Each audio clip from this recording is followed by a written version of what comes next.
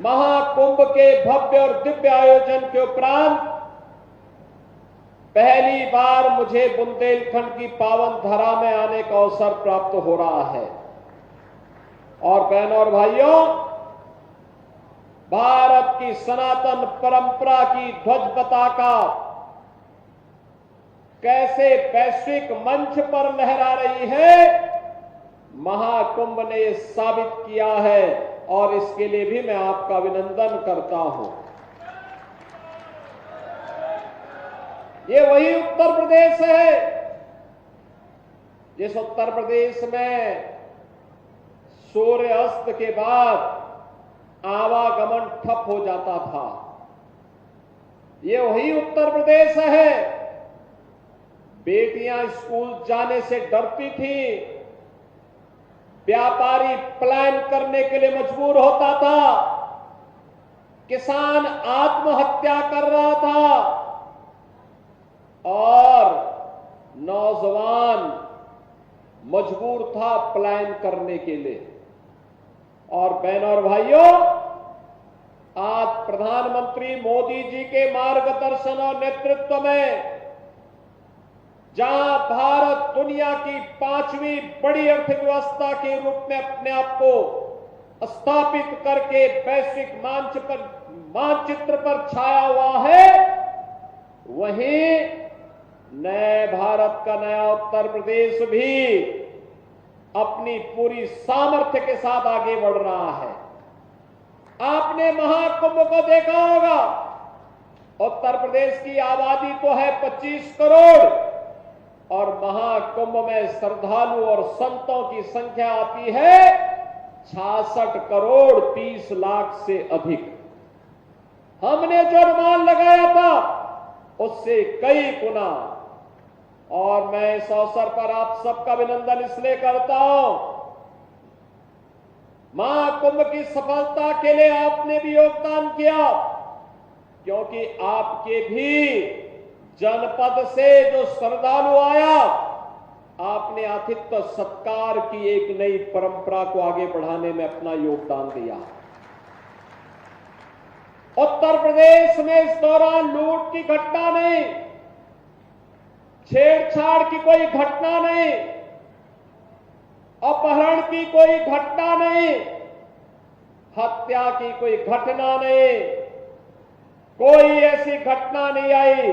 और देश के अंदर उत्तर प्रदेश का नाम और दुनिया के अंदर भारत का नाम भी बना है कि सनातन धर्म का कोई आयोजन, दुनिया का सबसे बड़ा आयोजन उत्तर प्रदेश के प्रयागराज की धरती पर हो जाता है। बहनों और भाइयों, इसका सम्मान के पात्र आप भी हैं। और आज उसी सम्मान के क्रम को होली के ठीक पहले मेरी इच्छा थी कि मैं झांसी जरूर जाऊं।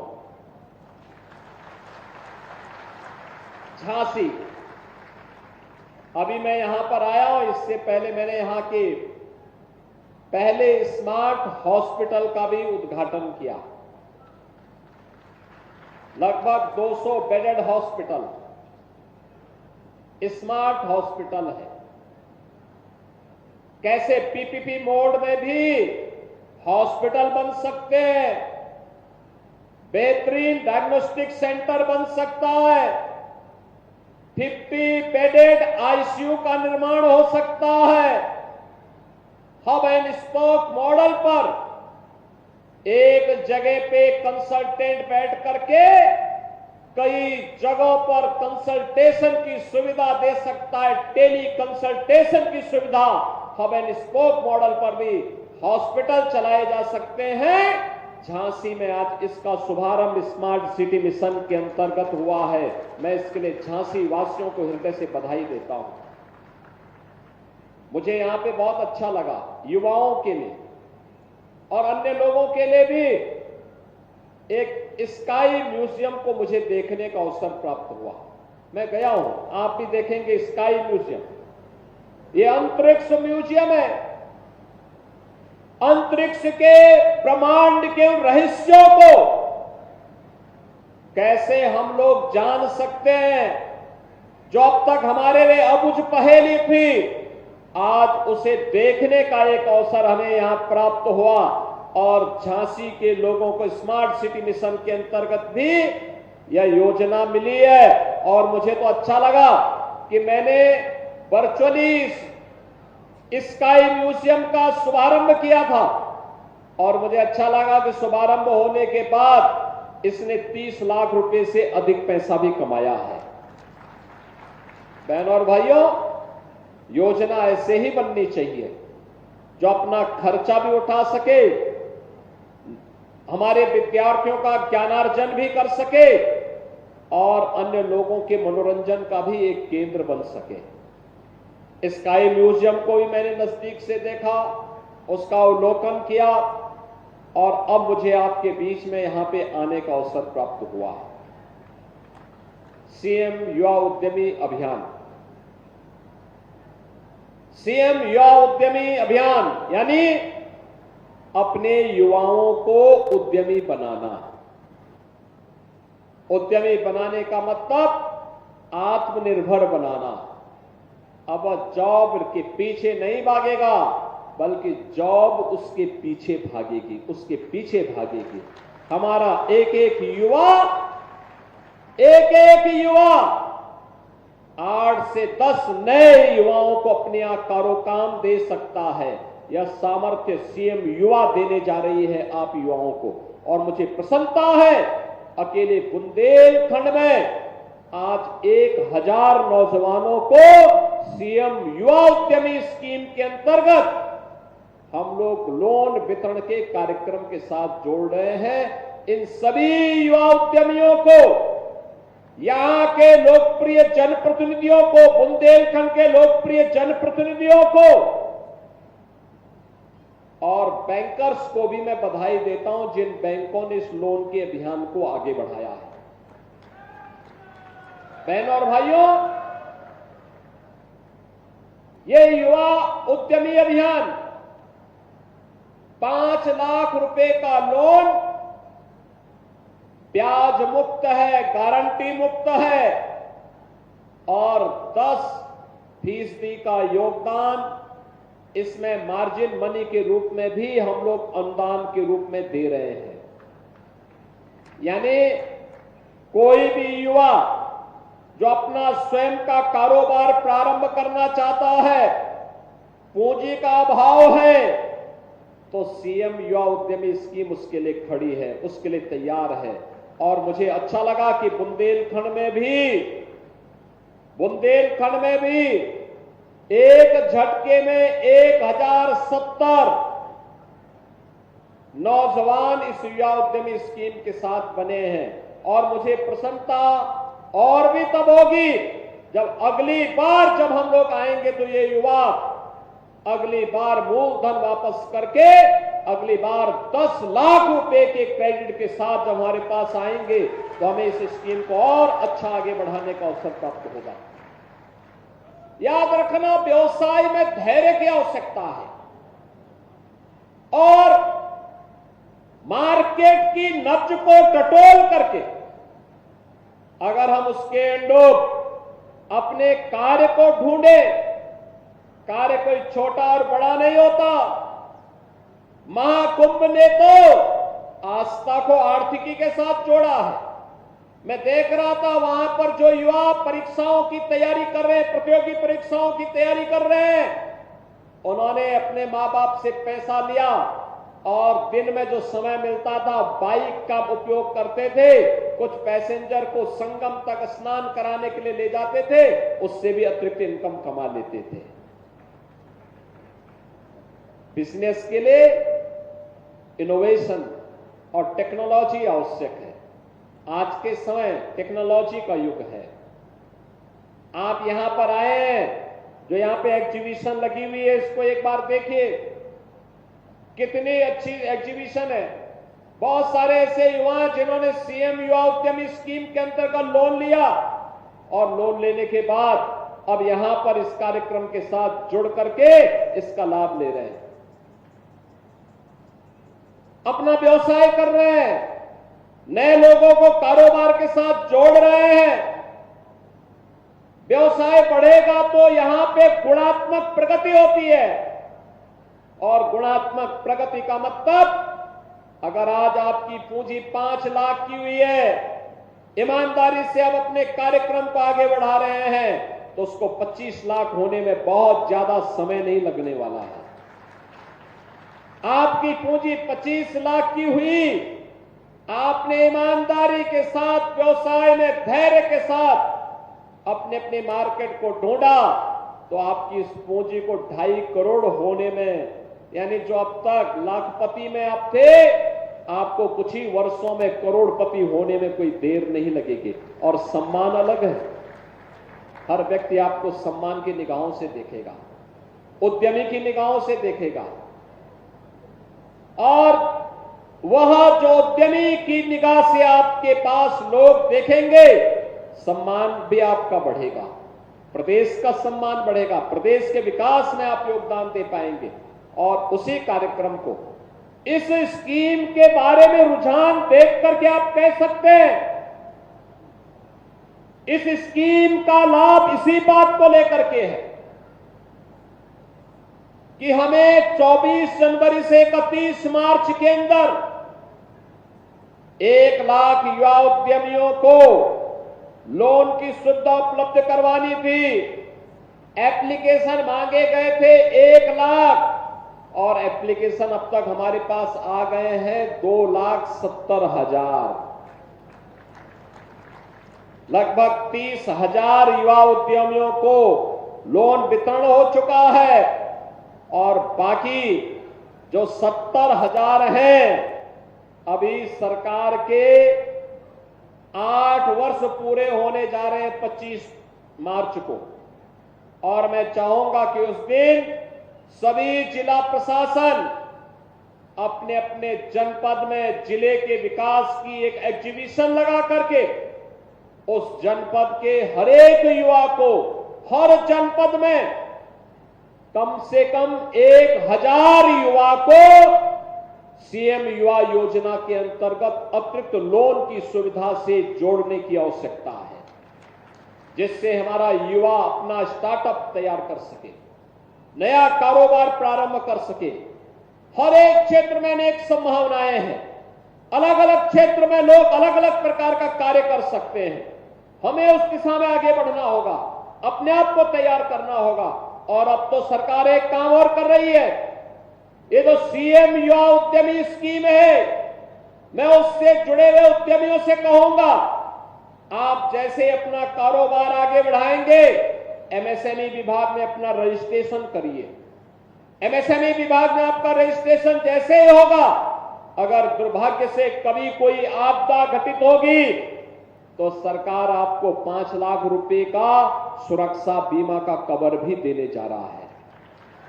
उत्तर प्रदेश देश का सर्वाधिक एमएसएमई यूनिट रखता है। एमएसएमई यूनिट रखने के कारण करोड़ों लोगों को उत्तर प्रदेश के अंदर ही रोजगार प्राप्त होता है। ये पिछली सरकारों का अकर्मण्यता थी कि उन्होंने उत्तर प्रदेश को पिछड़ा बना दिया, अव्यवस्थित बना दिया, माफिया गिरदी और दंगों की चपेट में ला दिया, प्रदेश पिछड़ता गया। लेकिन जब प्रधानमंत्री मोदी जी के नेतृत्व और मार्गदर्शन में प्रदेश ने अंगड़ाई ली, जनता जनार्दन ने भारतीय जनता पार्टी पर विश्वास किया, परिणाम आपके सामने है। यही माफिया की गिरफ्त में आया हुआ प्रदेश, दंगाइयों की गिरफ्त में आया हुआ प्रदेश आज उन्मुक्त वातावरण में विकास के नए नए कीर्तिमान स्थापित कर रहा है। जो प्रदेश पहले बीमारू राज्य माना जाता था, आज देश का ग्रोथ इंजन बना हुआ है। जो प्रदेश कभी माना जाता था कि देश के विकास का एक ब्रेकर है, वह प्रदेश देश की नंबर 2 की अर्थव्यवस्था बन करके भारत के विकास का ब्रेक थ्रू बन रहा है। और इसीलिए आज मैं आपके पास आया हूं बहनों और भाइयों कि 96 लाख एमएसएमई यूनिट हमारे पास पहले से है। देश के अंदर सर्वाधिक एमएसएमई यूनिट यूपी रखता है। हमने इसको टेक्नोलॉजी के साथ जोड़ने का, हमने इसे डिजाइन के साथ और पैकेजिंग के साथ जोड़ने के कार्यक्रम को जोड़ा है और आने वाले समय में इसे एक और नए रूप में आगे बढ़ाने का हम कार्य करने जा रहे हैं। ये सुरक्षा बीमा का कवर भी हमने इसीलिए दिया है कि हमारा उद्यमी अपने आप को विश्वास के साथ कह सके कि जिसका कोई नहीं उसके साथ डबल इंजन की भाजपा की सरकार उसके साथ खड़ी होगी। डबल इंजन की सरकार बुंदेलखंड के विकास के लिए प्रतिबद्ध है। मुझे याद है 2017 में मुझे मुख्यमंत्री जब बनाया गया था, जब मैं पहली बार बुंदेलखंड आया था, हताशा थी, निराशा थी, माफिया और खनन माफिया की गिरफ्त में आया हुआ ये बुंदेलखंड अपने स्वयं के वजूद के लिए तड़प रहा था। उसके मन में एक तड़प तो थी, लेकिन क्या करें, उससे उभर नहीं पा रहा था। और मैंने तब कहा था कि डकैतों से भी मुक्त कराएंगे और माफिया से भी मुक्त कराएंगे बुंदेलखंड को। तब मैंने कहा था बुंदेलखंड एक्सप्रेसवे बनेगा, डिफेंस कॉरिडोर बनेगा। और अब तो मैं बधाई देता हूं आपको, बीडा के नाम पर बुंदेलखंड औद्योगिक विकास प्राधिकरण आपका बन रहा है। 56,000 एकड़ क्षेत्रफल में देश का एक सबसे बड़े औद्योगिक नगर के रूप में झांसी कानपुर के बीच में किसी के पास नहीं। बुंदेलखंड की ताकत का एहसास अब दुनिया करेगी। बहनों और भाइयों, अभी से ऑफर आने लग गए हैं, अभी से ऑफर आने लग गए हैं। हम बुंदेलखंड एक्सप्रेसवे का एक्सटेंशन करने जा रहे हैं।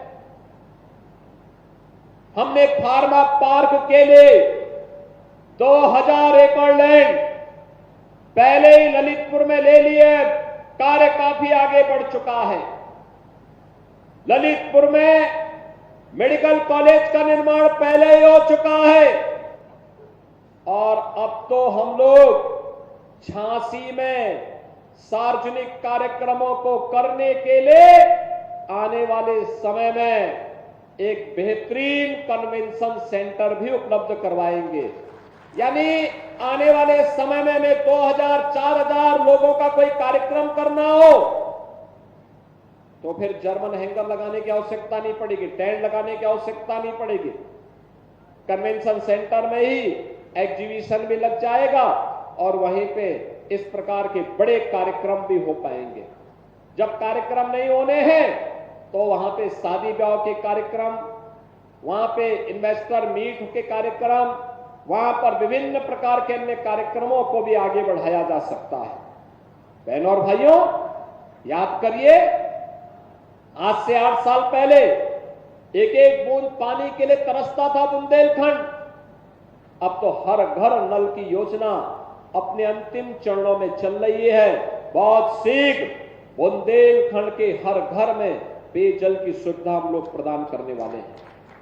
केल बेतवा की परियोजना हर खेत को पानी पहुंचाने के लिए प्रतिबद्ध दिखाई दे रही है और बुंदेलखंड एक बार फिर से अपने पुराने गौरव के साथ आगे बढ़ने के लिए उतावला दिखाई दे रहा है। मैं तो आज आपके पास कहने के लिए आया हूं कि बहनों और भाइयों, जिस माफिया राज से, जिस दंगाइयों से इस प्रदेश को और बुंदेलखंड को मुक्त किया गया है, उसको फिर से बुंदेलखंड में पैर रखने की जगह मत देना, अन्यथा आने वाली पीढ़ी कोसेगी आप लोगों को। हम लोगों ने तो अपने स्तर पर प्रयास किया है, आपको भी उस प्रयास का हिस्सा बनना है और हिस्सा बन करके जहां कहीं कोई ऐसा माफिया खड़ा होने का दुस्साहस करता है, पुरजोर उसका प्रतिकार करने की आवश्यकता है। सरकार आपके साथ खड़ी होगी, आपके साथ खड़ी होगी। कोई भी अगर व्यक्ति ऐसे लोगों को जो गरीबों का शोषण करता है, गरीबों की, व्यापारियों की शोषण करता है, बेटियों की सुरक्षा में सेंध लगाता है और बुंदेलखंड में विकास में बाधक बनता है, उस बैरियर को हटाने की जिम्मेदारी हमारी। हम लोग आपके साथ खड़े हैं। युवाओं के जीवन के साथ जो खिलवाड़ करेगा, उसको उसकी कीमत चुकानी पड़ेगी। अन्नदाता किसानों के भाग्य को बदलने के लिए सरकार के द्वारा जो उठाए गए कदम हैं, आपने देखा होगा कल ही हमारी सरकार ने गेहूं का एमएसपी घोषित किया है। प्रति क्विंटल 150 रुपया और बढ़ाया गया है। 2425 रुपया हम लोग गेहूं का अपने अन्नदाता किसानों को उपलब्ध करवाएंगे। क्रय केंद्र खोलेंगे। आने वाले समय में सरकार ने व्यवस्था की है, हर मंडी में हम लोग माता सबरी के नाम पर एक सस्ती कैंटीन अन्नदाता किसान के लिए उपलब्ध करवाएंगे, जहां उसको चाय मिल सके, सस्ते में भोजन मिल सके, वहां पे बैठने की व्यवस्था दे सके। हम लोग पहले चरण में 7 माता अहिल्याबाई के नाम पर कामकाजी महिलाओं के लिए छात्रावास का निर्माण करने जा रहे हैं। उनके सुरक्षित छात्रावास जहां वे रह सकें, उनके लिए व्यवस्था देने जा रहे हैं। सरकार ने तय किया है, हमने पिछली बार प्रदेश के अंदर जो लोग शासन की योजनाओं से वंचित थे, मुसर, थारू, कोल, चेरो, सहरिया, इन सभी जातियों को योजनाओं के लाभ से जोड़ने के एक बड़े कार्यक्रम को हम लोगों ने अपने साथ किया था। 100% सेचुरेट करने के एक कार्यक्रम को अपने हाथों में लिया था। और इस बार सरकार ने बजट में प्रावधान किया है, जीरो पॉवर्टी के लक्ष्य को प्राप्त करने के लिए जो गरीब अभी तक किसी योजना से वंचित है, उस गरीब को उस योजना के साथ जोड़ करके उसके जीवन को आगे बढ़ाने का काम करेंगे। जिसको मकान नहीं मिल पाया उसको मकान देंगे। जिसे अब तक किसी योजना का लाभ नहीं मिल पाया है, उसे इस योजना के साथ जोड़ने का काम करेंगे।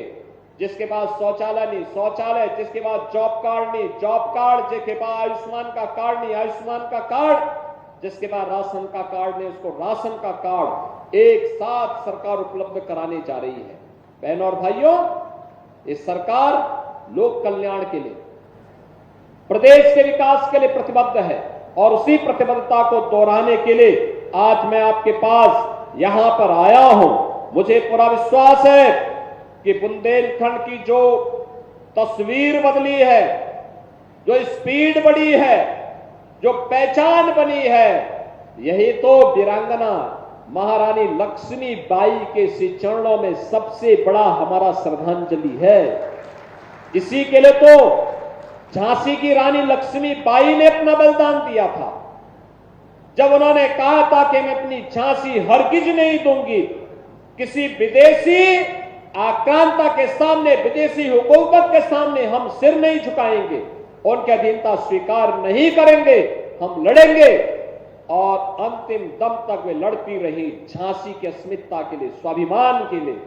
और अब तो स्वाभिमान के साथ साथ सम्मान बढ़ाने के लिए सरकार इन योजनाओं को आपके पास लेकर के आई है। मैं आज के इस अवसर पर 1070 बुंदेलखंड के सभी नौजवानों को जो नए उद्यमी के रूप में आगे बढ़ेंगे, इन्हें बधाई देता हूं। बुंदेलखंड वासियों को होली की शुभकामनाएं देता हूं और विश्वास करता हूं कि आप सब मिलकर के बुंदेलखंड को उद्यम प्रदेश के रूप में, उद्यम क्षेत्र के रूप में विकसित करने में अपना योगदान देंगे। आप सबके प्रति मेरी शुभकामनाएं। धन्यवाद। जय हिंद।